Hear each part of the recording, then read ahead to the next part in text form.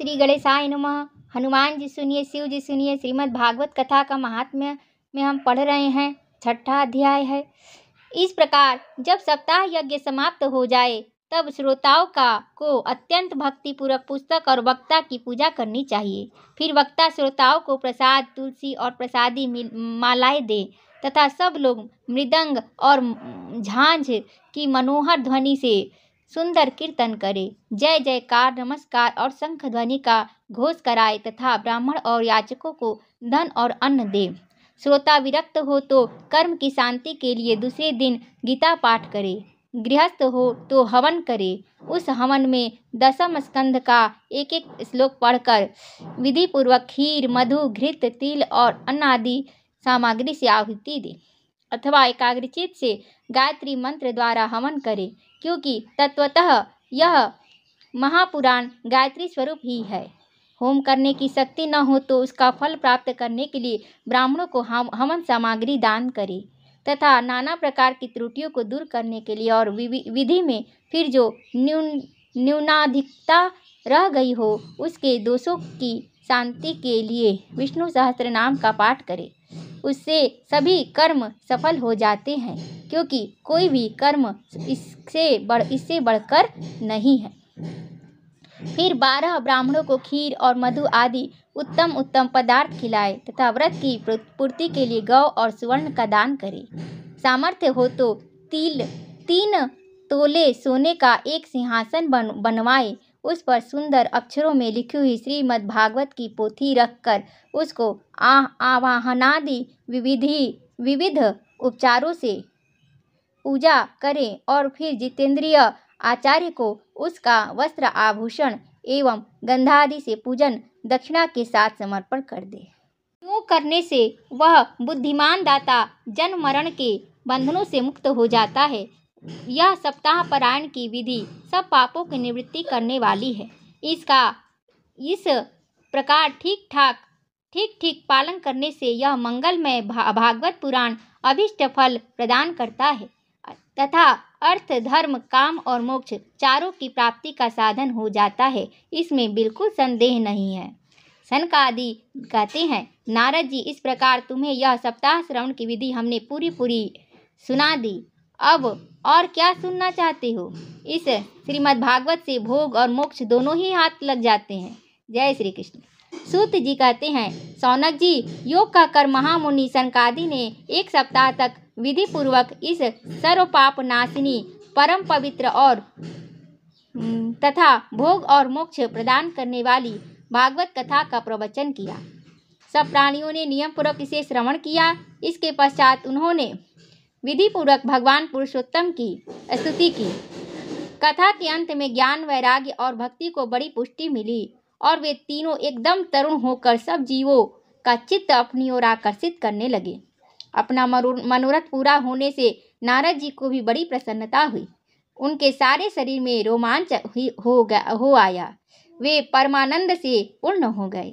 इस प्रकार तथा श्रवण कर भगवान के प्यारे नारद जी हाथ जोड़कर प्रेम गदगद वाणी से सनकादि से कहने लगे। नारद जी ने कहा, मैं धन्य हूँ, आप लोगों ने करुणा करके मुझे बड़ा ही अनुग्रहित किया है। आज मुझे सर्व पापहारी भगवान श्री हरि की ही प्राप्ति हो गई।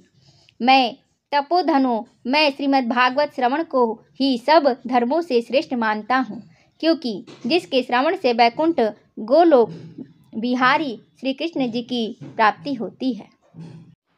सूत जी कहते हैं, सौनक जी, वैष्णव श्रेष्ठ नारद जी यूँ कह ही रहे थे कि वहाँ घूमते फिरते योगेश्वर सुखदेव जी आ गए। कथा समाप्त होते ही व्यास नंदन श्री सुखदेव जी वहाँ पधारे। 16 वर्ष की सी आयु आत्मलाभ से पूर्ण ज्ञान रूपी महासागर का संवर्धन करने के लिए चंद्रमा के समान वे प्रेम से धीरे धीरे श्रीमद् भागवत कथा का पाठ कर रहे थे। परम तेजस्वी सुखदेव जी को देखकर सारे सभासद झटपट खड़े हो गए और उन्हें एक ऊंचे आसन पर बैठाया। फिर देवर्षि नारद जी ने उनका प्रेम पूर्वक पूजन किया। उन्होंने सुखपूर्वक बैठकर कहा, आप लोग मेरी निर्मल वाणी सुनिए। श्री सुखदेव जी बोले, रसिक एवं भावुक जन, यह श्रीमद् भागवत वेद रूप कल्प वृक्ष का परिपक्व फल है। श्री सुखदेव जी सुख के मुख का संयोग होने से अमृत रस से परिपूर्ण है। यह रस ही रस है, इसमें न छिलका है न गुठली। यह इसी लोक में सुलभ है। जब तक शरीर में चेतना रहे तब तक आप लोग बार बार इसका पान करें। महामुनि व्यासदेव ने श्रीमद् भागवत पुराण की रचना की है। इसमें निष्कपट निष्काम परम धर्म का निरूपण है। इसमें शुद्धांतःकरण सत्पुरुषों के जानने योग्य कल्याणकारी वास्तविक वस्तु का वर्णन है, जिससे तीनों तापों की शांति होती है। इसका आश्रय लेने पर दूसरे शास्त्र अथवा साधन की आवश्यकता नहीं रहती। जब कभी पुण्यात्मा पुरुष इसके श्रवण की इच्छा करते हैं तभी ईश्वर अविलंब उनके हृदय में अवरुद्ध हो जाता है। जब भी कभी पुण्यात्मा पुरुष इसके श्रवण की इच्छा करते हैं तभी ईश्वर अविलंब उनके हृदय में अवरुद्ध हो जाता है। यह भागवत पुराणों का तिलक और वैष्णव का धन है। इसमें परमहंसों के प्राप्य विशुद्ध ज्ञान का ही वर्णन किया गया है तथा ज्ञान वैराग्य और भक्ति के सहित निवृत्ति मार्ग को प्रकाशित किया गया है। जो पुरुष भक्ति पूर्वक इसके श्रवण पाठन और मनन में तत्पर रहता है वह मुक्त हो जाता है।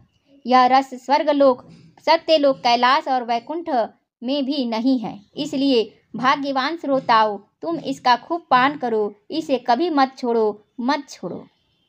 सूत जी कहते हैं, श्री सुखदेव जी इस प्रकार कह ही रहे थे कि उस सभा के बीचों बीच प्रहलाद, बलि, उद्धव और अर्जुन आदि पार्षदों के सहित साक्षात श्री हरि भगवान प्रकट हो गए। वाह, जय श्री कृष्ण। तब देवर्षि नारद ने भगवान और उनके भक्तों की यथोचित पूजा की। जय श्री कृष्ण। भगवान को प्रसन्न देखकर देवर्षि ने उन्हें एक विशाल सिंहासन पर बैठा दिया और सब लोग उनके सामने संकीर्तन करने लगे। उस कीर्तन को देखने के लिए श्री पार्वती जी के सहित महादेव जी, शंकर भगवान और ब्रह्मा जी भी आए। वाह, जय श्री कृष्ण। कीर्तन आरंभ हुआ। प्रहलाद जी तो चंचल गति फुर्तीले होने के कारण करताल बजाने लगे। उद्धव जी ने झांझे उठा ली। देवर्षि नारद वीणा की ध्वनि करने लगे। स्वर विज्ञान गान विद्या में कुशल होने के कारण अर्जुन राग आलापने लगे। इंद्र ने मृदंग बजाना आरंभ किया। सनकादि बीच बीच में जयघोष करने लगे और इन सब के आगे सुखदेव जी तरह तरह की सरस अंग भंगी करके भाव बताने लगे। इन सब के बीच में परम तेजस्वी भक्ति ज्ञान और वैराग्य नटों के समान नाचने लगे। ऐसा अलौकिक कीर्तन देखकर भगवान प्रसन्न हो गए और इस प्रकार कहने लगे, मैं तुम्हारी इस कथा और कीर्तन से बहुत प्रसन्न हूँ। तुम्हारे भक्ति भाव ने इस समय मुझे अपने वश में कर लिया है, अतः तुम लोग मुझसे वर मांगो। भगवान के ये वचन सुनकर सब लोग बड़े प्रसन्न हुए और प्रेमाद्र चित्त से भगवान से कहने लगे, भगवान, हमारी यह अभिलाषा है कि भविष्य में भी जहाँ कहीं सप्ताह कथा हो वहाँ आप इन पार्षदों के सहित अवश्य पधारे। हमारा यह मनोरथ पूर्ण कर दीजिए। भगवान तथास्तु कहकर अंतर्ध्यान हो गए। इसके पश्चात नारद जी ने भगवान तथा उनके पार्षदों के चरणों को लक्ष्य करके प्रणाम किया और फिर सुखदेव जी आदि तपस्वियों को भी नमस्कार किया। कथामृत का पान करने से सब लोगों को बड़ा ही आनंद हुआ। उनका सारा मोह नष्ट हो गया। फिर वे सब लोग अपने अपने स्थानों को चले गए। उस समय सुखदेव जी ने भक्ति को उसके पुत्रों सहित अपने शास्त्र में स्थापित कर दिया। इसी से भागवत का सेवन करने से श्री हरि वैष्णवों के हृदय में आ जाते हैं। इसी से भागवत का सेवन करने से श्री हरि भगवान वैष्णवों के हृदय में आ जाते हैं। जो लोग दरिद्रता के दुख ज्वर की ज्वाला से दग्ध हो रहे हैं, जिन्हें माया पिशाची ने रौंद डाला है तथा जो संसार समुद्र में डूब रहे हैं, उनका कल्याण करने के लिए श्रीमद् भागवत सिंहनाद कर रहा है। बोलो श्री भागवत महापुराण की जय। श्री कृष्ण गोविंद हरे मुरारी, हे नाथ नारायण वासुदेवम। राधे कृष्णा कृष्णा कृष्णा राधे कृष्णा कृष्णा कृष्णा, राधे राधे राधे राधे राधे राधे राधे राधे राधे राधे राधे राधे राधे राधे राधे राधे। जय श्री राधे राधे राधे राधे राधे, जय श्री राधे। राधे कृष्णा कृष्णा कृष्णा राधे राधे, राधे कृष्णा राधे कृष्णा राधे राधे। जय श्री राधे। ओम पार्वती पतये नमः। हर हर हर महादेव, हर हर हर महादेव, हर हर हर महादेव।